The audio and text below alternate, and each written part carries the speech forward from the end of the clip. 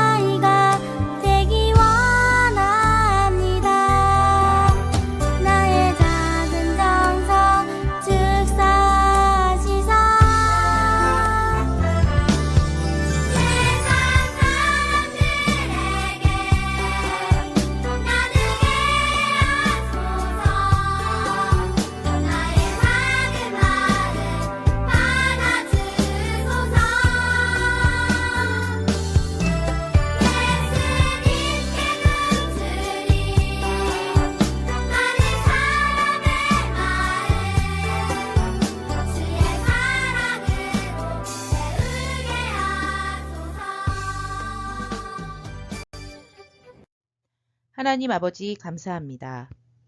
오늘 코로나 가운데서도 건강하게 주의를 지킬 수 있도록 도와주셔서 감사합니다. 오늘 예배에 나올 때 빈손 들고 나오지 아니하였습니다.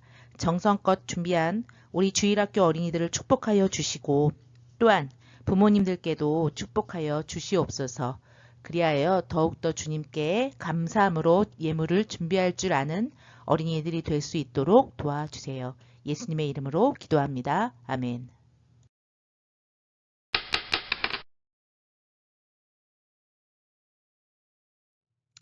오늘 찾을 성경 말씀은 창세기 17장 1절에서 8절. 창세기 17장 1절에서 8절이에요. 아브람이 99세 때에 여호와께서 아브람에게 나타나서 그에게 이르시되 나는 전능한 하나님이라. 너는 내 앞에서 행하여 완전하라. 내가 내 언약을 나와 너 사이에 두어 너를 크게 번성하게 하리라 하시니 아브람이 엎드렸더니 하나님이 또 그에게 말씀하여 이르시되 보라 내 언약이 너와 함께 있으니 너는 여러 민족의 아버지가 될지라. 이제 후로는 내 이름을 아브람이라 하지 아니하고 아브라함이라 하리니 이는 내가 너를 여러 민족의 아버지가 되게 함이니라. 내가 너로 심히 번성하게 하리니 내가 내게서 민족들이 나게 하며 왕들이 내게로부터 나오리라. 내가 내 언약을 나와 너 및 내 대대 후손 사이에 세워서 영원한 언약을 삼고 너와 내 후손의 하나님이 되리라. 내가 너와 내 후손에게 내가 거류하는 이 땅 곧 가나안 온 땅을 주어 영원한 기업이 되게 하고 나는 그들의 하나님이 되리라.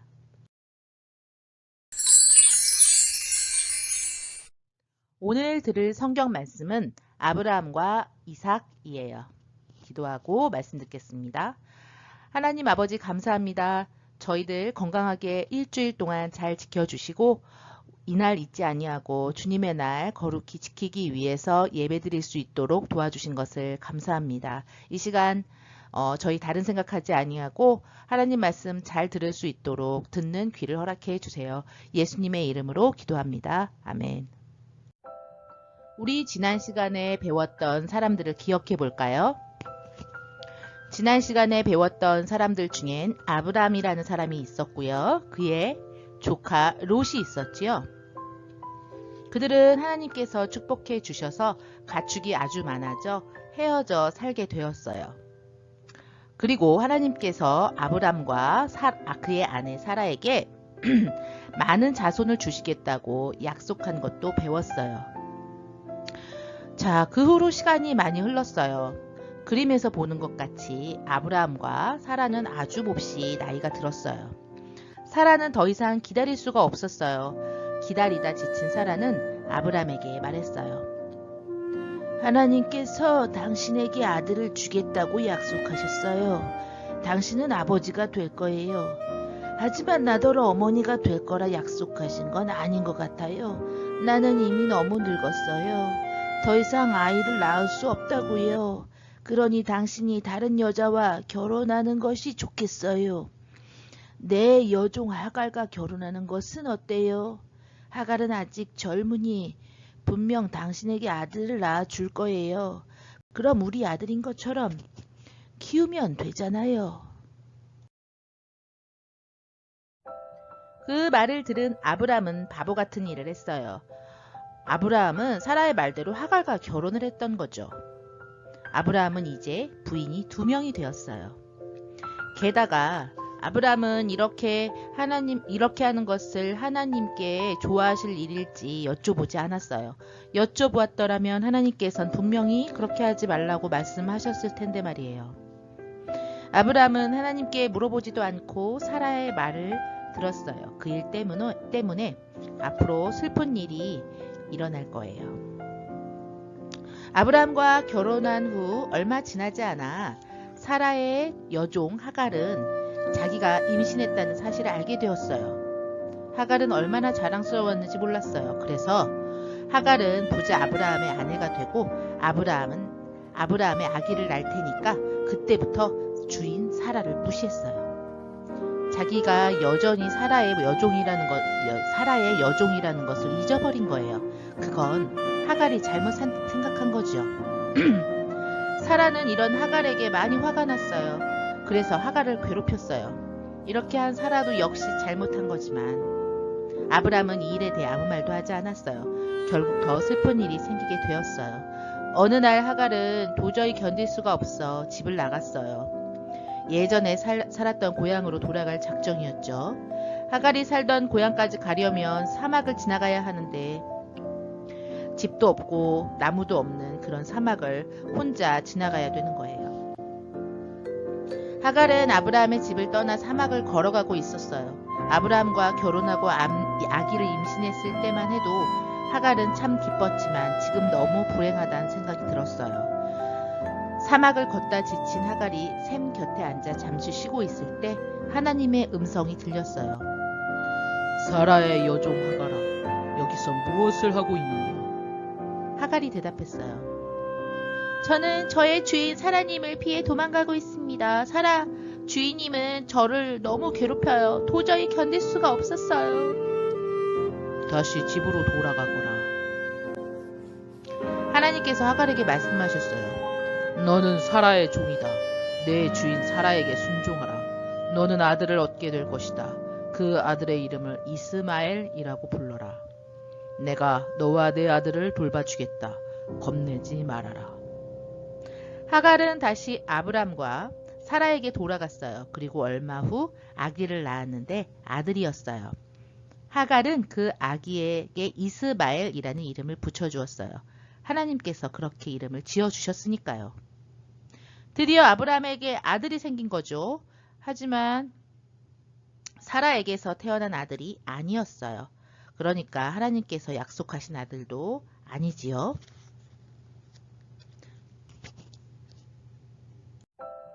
어느덧 하갈의 아들 이스마엘은 13살이 되었어요. 이스마엘은 아버지 아브람의 천막에서 지냈지요. 목자들이 가축을 돌볼 때면 따라와 도와주기도 했어요. 아브람은 이스마엘을 끔찍히 사랑했어요.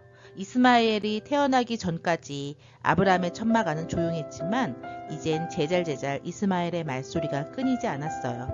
아브람의 기분이 덩달아 좋아졌어요. 나중에 아브람이 세상을 떠나면 이 모든 재산은 이스마엘이 물려받겠지요. 하나님께서 아브람에게 약속하셨던 모든 복을 이스마엘이 받게 되게 된 거예요. 적어도 아브람은 그렇게 믿었어요. 하지만 그건 아니었어요. 하나님의 계획은 아브라함의 생각과 달랐어요. 어느 날 하나님께서 아브람에게 이야기하고 계셨어요. 이야기 도중 하나님께서 벌써 4번째 같은 말씀을 하셨어요. 아브라함아, 너의 자손은 그 수가 아주 많아질 것이다.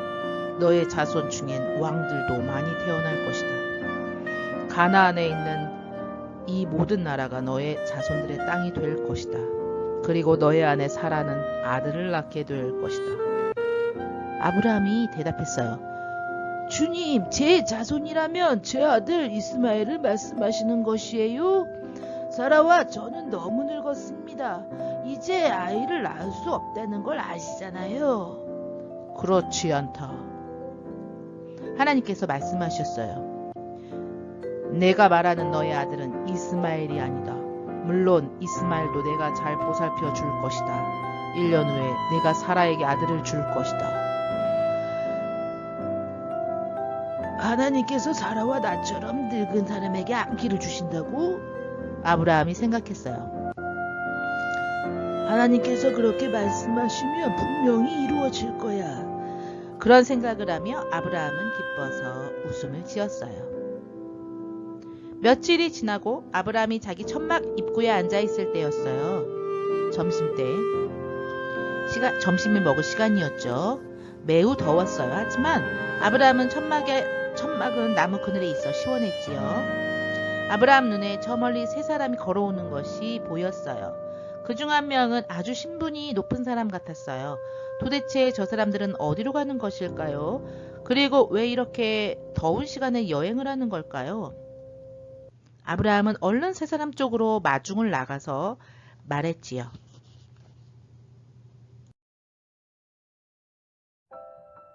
저 나무 밑에 있는 제 천막에 잠시 쉬었다 가시지 않겠습니까?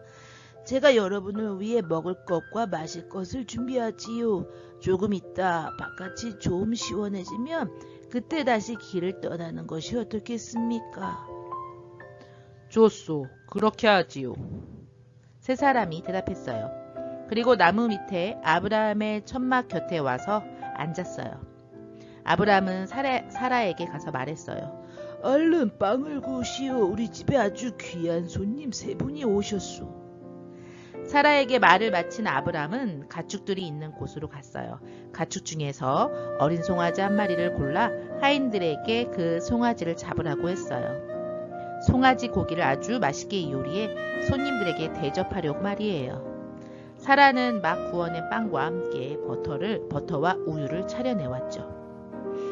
3명의 손님이 식사하시다가 그중 특별히 신분이 높아 보이는 한 사람이 물었어요. 아브라함아, 당신의 아내 사라는 어디 있소? 제 천막 안에 있습니다. 아브라함이 대답했어요. 사라는 그때 천막 안에 숨어서 손님들이 하는 이야기를 몰래 엿듣고 있었어요. 그 사람들은 계속해서 말했어요. 1년 뒤에 내가 다시 올 것이오. 그때 사라는 아들을 품에 안고 있을 것이오. 그 말을 들은 아브라함은 이 사람이 누구인지 알게 되었어요. 그분은 바로 하나님이셨어요. 하나님께서 천사 둘을 데리고 아브라함을 찾아오신 거예요. 처음엔 평범한 사람처럼 보였는데 사실은 하나님이었어요. 사라는 그 사람이 한 말을 모두 들었어요. 하지만 그 말을 믿지 않았어요. 아기를 낳기에 자기가 너무 늙었다고 생각했거든요. 사라는 정말 할머니였거든요. 사라는 신분이 아주 높아 보이는 그 사람의 말을 듣다 오히려 살짝 비웃었어요. 그랬더니 모든 것을 꿰뚫어 보신 하나님께서 이렇게 말씀하시는 거예요. 사라야, 왜 웃느냐? 나를 믿지 못하느냐? 내가 한 말은 사실이다. 그 말에 사라는 보이지 않는 곳에서 비웃었는데요. 어떻게 알아낸 거지? 하고 덜컥 겁이 났어요. 그래서 거짓말을 했죠. 아닙니다. 저는 웃지 않았어요. 하나님께서 말씀하셨어요. 사라야, 내가 웃은 것을 분명히 알고 있다. 너는 내 말을 믿지 않고 웃었다. 식사를 마친 3명은 다시 길을 떠났어요. 아브람은 3명을 배웅하기 위해 밖으로 나갔지요.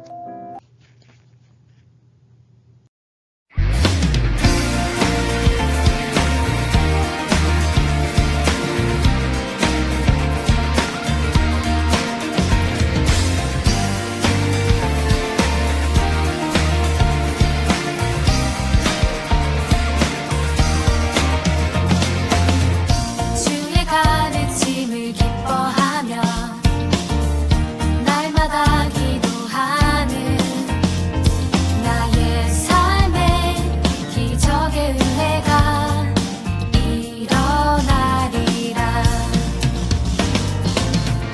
주의 가르침을 기뻐하며 날마다 기도하는 나의 삶에 기적의 은혜가 일어나리라.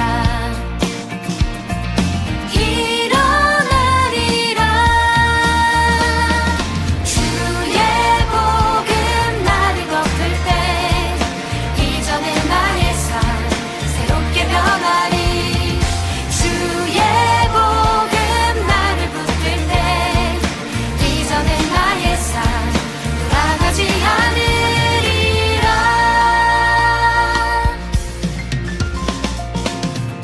주의 가르침을 기뻐하며 날마다 기도하는 나의 삶에 기적의 은혜가 일어나리라. 일어나리라. 주의 복음 나를 덮을 때 이전의 나의 삶 새롭게 변하리. 주의 복음 나를 붙들 때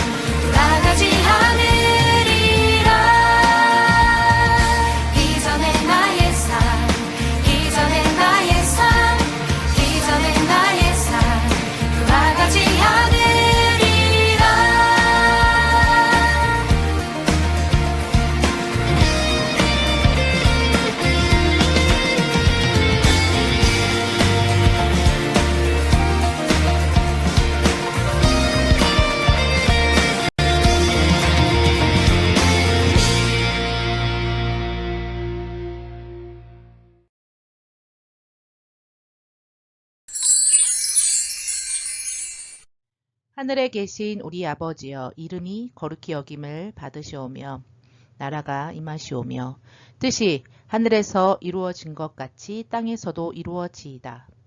오늘 우리에게 일용할 양식을 주옵시고 우리가 우리에게 죄 지은 자를 사하여 준 것 같이 우리 죄를 사하여 주옵시고 우리를 시험에 들게 하지 마옵시고 다만 악에서 구하옵소서. 나라와 권세와 영광이 영원히 아버지께 있사옵나이다. 아멘.